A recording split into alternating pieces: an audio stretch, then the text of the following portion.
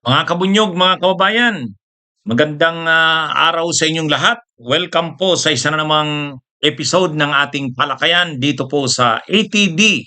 Ano ang totoo dito? Yan.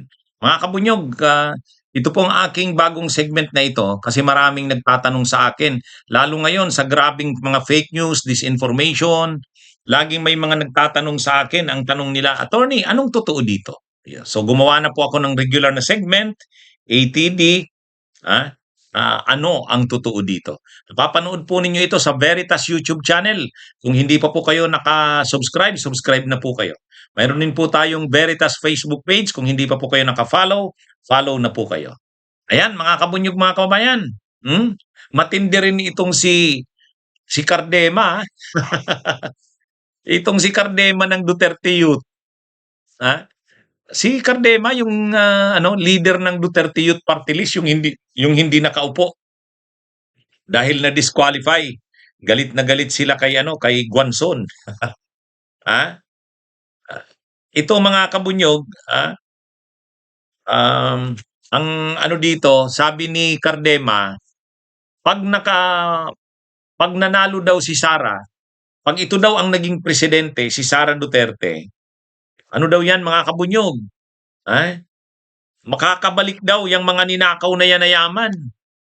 Yan daw mga pinag-uusapan ngayon ng mga ninakaw na yaman. Oh, sabi ni yung mga yaman na yan na ninakaw ng mga kurap. Oh, sabi nito ni Cardema, pag-upo pag-upo ng ating Pangulong Sara Duterte, mababawi lahat ng ninakaw sa sambayanang Pilipino. Saan kaya saan kaya nanggagaling ang sinasabi nito? Paano niya masasabi na kapag naupo bilang Pangulo si Sara Duterte ay mababawi ang lahat ng ninakaw sa sambayanang Pilipino? Ay ngayon nga pinapanagot si Sara Duterte sa mga katiwalian na kinasasangkutan niya, hindi niya hinaharap eh. Ha? Oh. Kung ang record niya sana malinis, malinis ang record niya, mga tipong Leni Robredo, walang bahid ng korupsyon. Pagkatapos matapang talaga siya laban sa korupsyon tulad ni Pinoy. O yun, kung maging pangulo siya si Sara, pwede yun. Mababawi yung mga ninakaw na yaman. Pwede yun. Katulad ng ginawa ni Pinoy kay yung sa PDAP scam, pinakulong niya sila Jinggoy, sila Bong Revilla, si Enrile, pati si Gloria. Nung panahon ni Pinoy, may political will talaga yon na panagutin ang mga kurap. At saka wala ring bahid ng korupsyon si Pinoy. Matapang yon laban sa korupsyon, at the same time, walang bahid ng korupsyon. Ay si Sara Duterte puno ng korupsyon. Hindi lang si Sara Duterte, yung pamilya Duterte mismo. Yung mga nakapaligid kay Duterte, si Bongo may mga kaso, mga korupsyon yan, formally. Si Digong marami rin, korupsyon din, formally, mga korupsyon nung panahon ng COVID. Tad, si Pulong Duterte, sa 3 taon mula 2019 to 2022, 51 billion ang budget sa distrito niya lang. Ay, mga kabunyog, mga kababayan. Kaya, tapos sasabihin ngayon ni Cardema, sasabihin ngayon ni Cardema na kapag nakaupong pangulo si Sara, mababawi yung mga ninakaw na yaman. Sus naman. Ang pamilya Duterte mismo ay involved sa mga kaso ng katiwalian. Kaya nga ini-impeach si Sara ngayon. Si Pulong marami ring mga kaso. Si Bongo na tao ng Duterte, marami ring kaso. Kaya paano naman sinasabi nito ni Cardema na pag si Sara ay makakabalik yung makakabalik yung mga ninakaw na yan na yaman. So parang katulad din yan ng sinabi ni Tubi Chanko. Si Sara Duterte daw, ang magaling daw kay Duterte, pag naging pangulo ito, hindi ito magpapaareglo. Hindi magpapaareglo. Ang mga sumusuporta kay Sara. Sila Gloria, Villar, Estrada, mga pinakakurap sa Pilipinas. Tapos hindi magpapaareglo. Anong klase ba? Anong klase ba tong mga DDS na to? Kaya ano ito mga kabunyog mga kababayan? Ano sila? ah, Binabatikos nila yung malawakang korupsyon. Tapos ang tingin nila, ang magsusolve ng malawakang korupsyon na ito ay si Sara Duterte. Ha? Anong, paano nila na ano yan? Saan galing yung kanilang ideya na yan? Na si Sara ang magsusolve ng korupsyon ng Pilipinas? Siya nga mismo corrupt. Anyway, yan yung sabi ni Cardema. Kasi nagsalita siya doon sa Davao, araw ng Davao. Yung birthday ni Duterte noong March 28, nandun si Cardema. Sabi ni Cardema, yon, pag naging pangulo daw si Sara, mababawi daw yung mga ninakaw na yan na yan. Ay, mga kabunyog. Ang mga DDS, ganun yung kanilang mga sinasabi. Pag si Sara daw ang presidente, itong mga korap na ito, mananagot yan, makukulong daw. Ay, ewan ko lang. Mm. Kaya, anyway, mga kabunyog, ngayon nga, siya mismo ang nasasangkot, hindi siya hindi niya hinaharap. Mm. Tapos imaginein mo, 11 days naubos mo yung 125 million. Ay di lalo na pag naging presidente yan.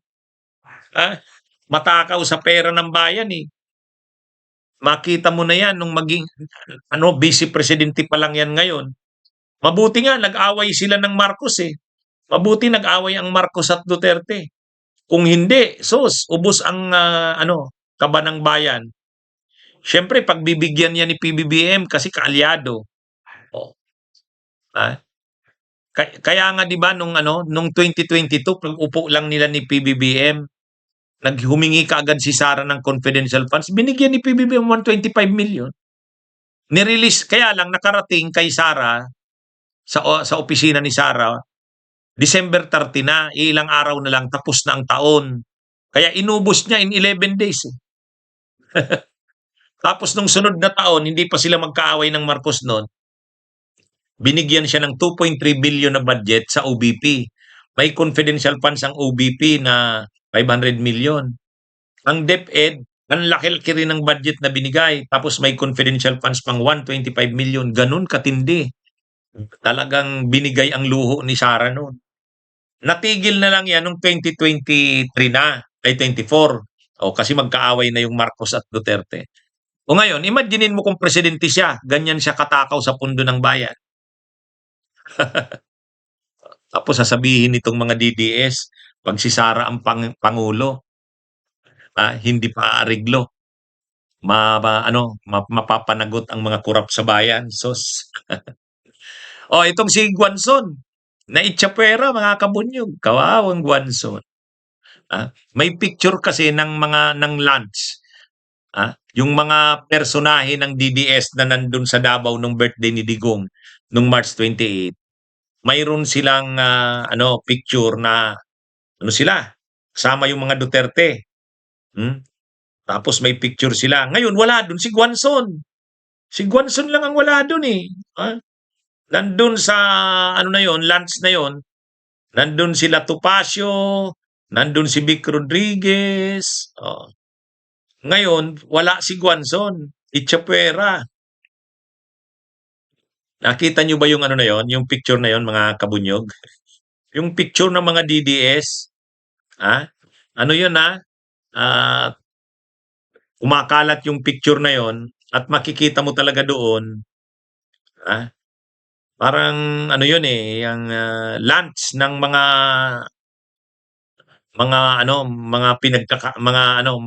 malalakas sa Duterte.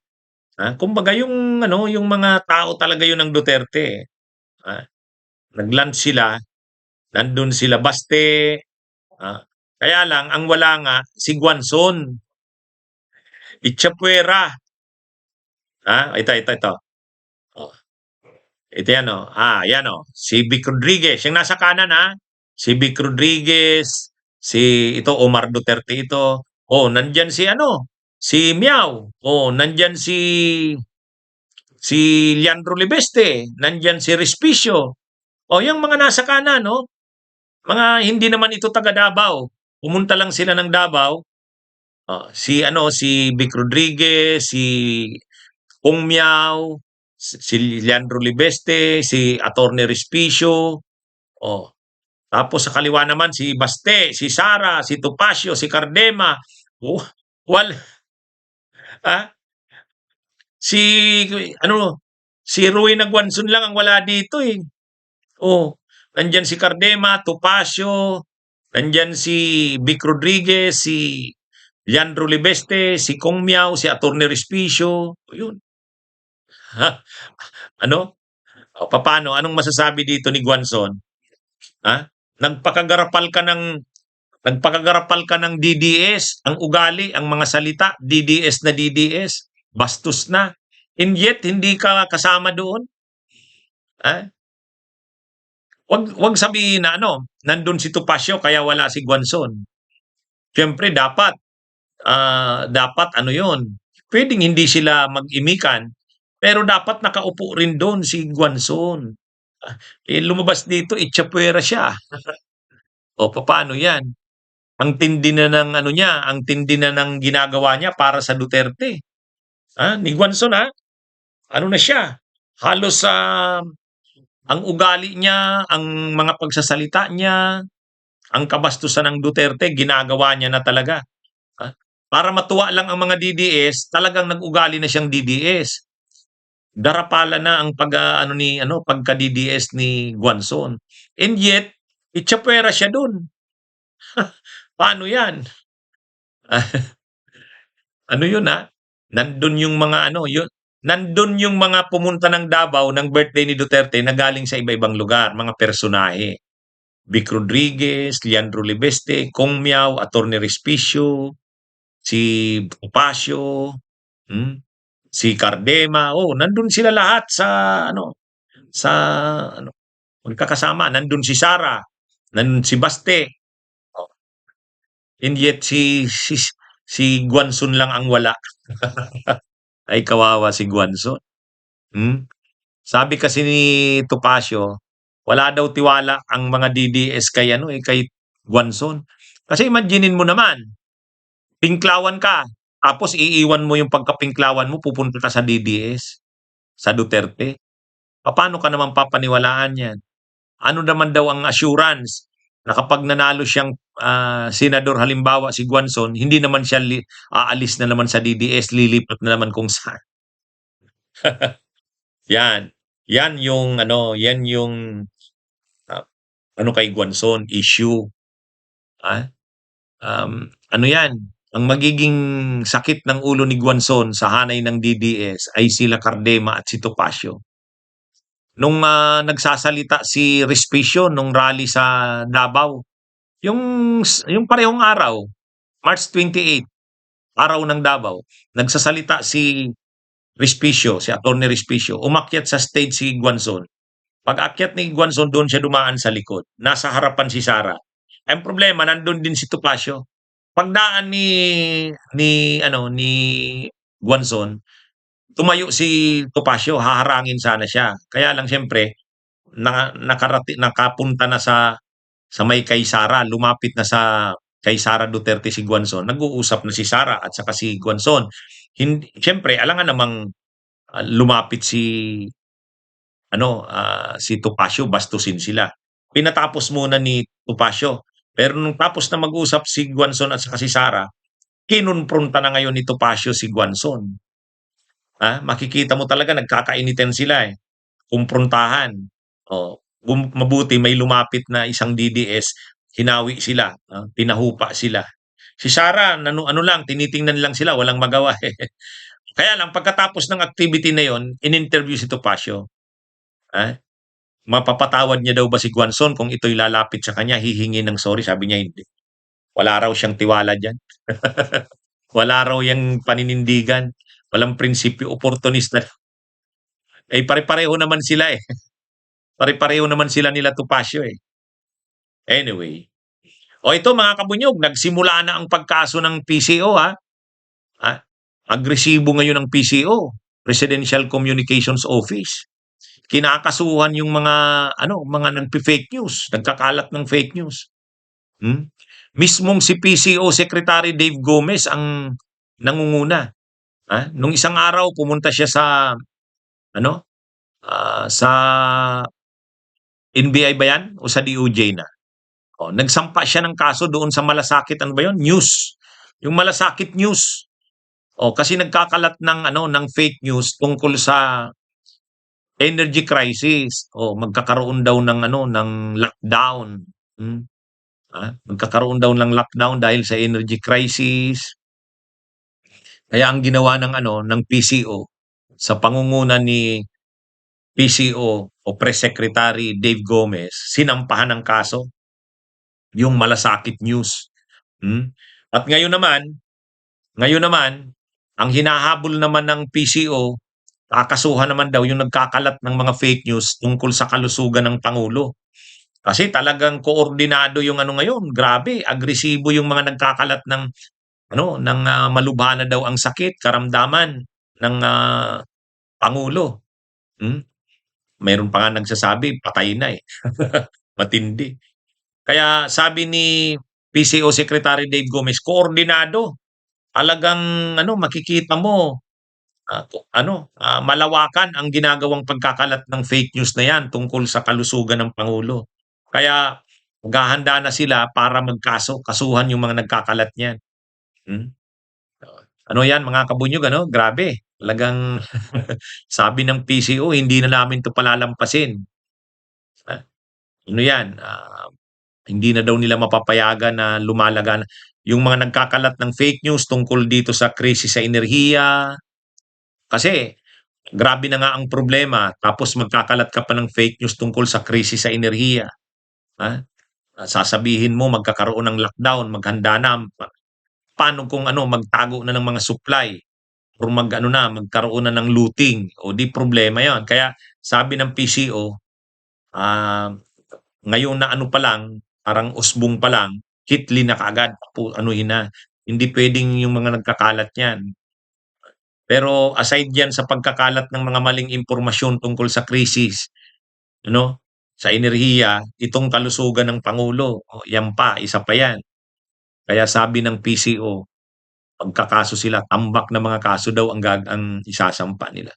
Hindi daw nila 'to mapapayagan na lumalaganap ito.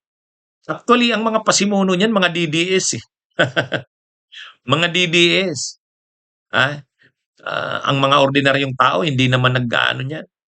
Ang yung mga DDS talaga kinakalat nila na napakalubha na ng problema, magla-lockdown na o tapos ang pangulo pa malubha na ang sakit, stage 4 na, o yan. Tambak na daw ang mga pulis doon sa St. Luke's. Yan yung mga kinakalat ng mga DDS eh.